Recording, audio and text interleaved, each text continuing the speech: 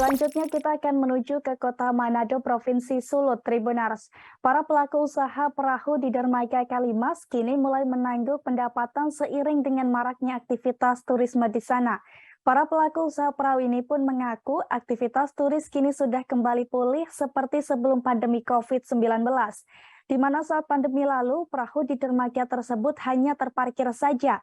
Namun kini hampir tak pernah sepi digunakan oleh turis Tribunars.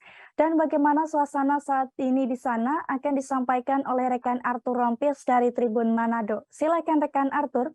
Selamat sore Ariska dan Tribunars. Jadi para pelaku ada di dermaga Kalimas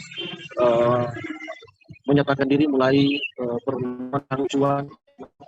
Manado saat ini sudah mulai banyak dibantu asing dari Eropa. Jadi setiap hari para tukang perahu ini beroleh 1 hingga 2 turis.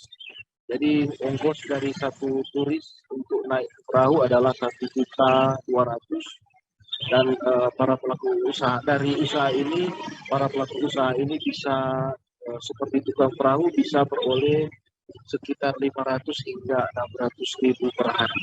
Jadi kondisi ini memang jauh membaik dibanding sebelumnya, di mana sempat COVID-19 dan tidak ada turis dan menyebabkan genangan air lumpuh.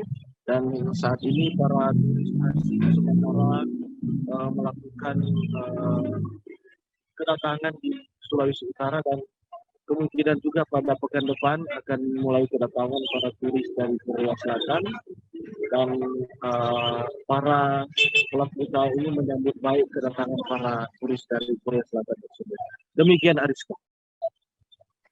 Baik, rekan Arthur Rompis dari Tribun Manado, terima kasih atas laporan. Jangan lupa subscribe, share, komen, dan like ya.